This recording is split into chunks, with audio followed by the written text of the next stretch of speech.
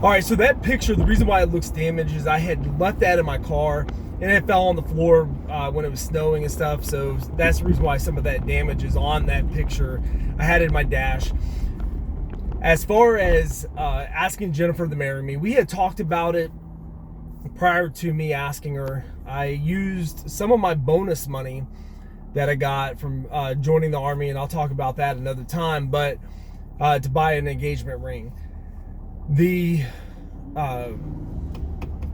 actual asking of her, their actual proposal was super romantic. Set the bar really high. I don't know what, I still don't know what she was thinking. But anyways, sorry guys. I know it's a hard standard to uphold or follow, but so what I did is I came home for Christmas, and being a broke private, I decided that I wanted to save money, so I took the Greyhound because it was only supposed to take like 12 hours or something, something super quick. Ended up taking 2 days, and I'm sorry, not 12 hours. It was supposed to take, it was maybe 1 day. It was supposed to be super quick. Ended up taking like 2 days. Got down there. Jennifer came and picked me up because they didn't even get me to my final destination, and I picked my bag up, put it in her trunk, pulled the ring out, and yes, you are hearing me right. There at the Greyhound station, I asked her to marry me. She said yes. So fast forward to her spring break, she came up to visit me up there at Fort Drum, and my company commander, who was Captain Los at the time, he was a captain. He's a Colonel Los now. Last time I talked to him, but anyways, he talked to me. He's like, "Hey, you really don't have a lot of leave days, do you?" I'm like, "No, sir," you know, and because I had just gotten out of basic training and hadn't built my leave days up. And he's like, "Here's what we're gonna do for you," and this is super big because we were in the middle of EIB, or Expert Infantry Badge training. In the infantry world, that's super huge. So he said, what we're going to do is, instead of making you take leave days, you come in for PT and I'll give you the rest of the day off. And I was like, oh wow, super cool of them. I definitely did not have to do that, and especially for a brand new private getting married.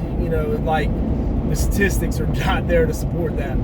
But anyways, true to his word, I came in for PT and took the rest of the day off, got my marriage license and all that stuff. And then we ended up going to the Justice of the Peace and got married.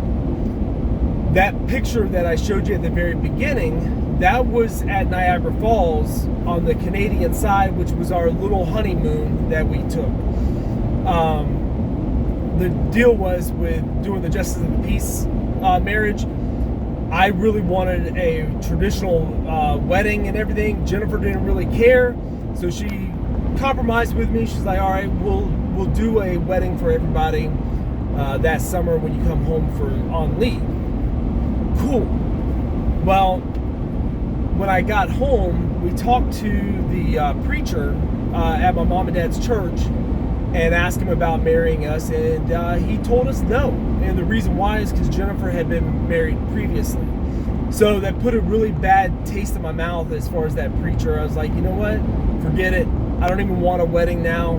And so far, the Justice of the Peace marriage has worked out great. And we ended up not needing that wedding anyway. So I want to say thank you to that guy for not allowing us to waste the money on that wedding. So yeah, that's how I proposed to Jennifer and our getting married. So here's some pictures from our honeymoon. I wasn't sure if I could find them or not, but these are the ones that I found. And yes, I still have that shirt that I had in that picture.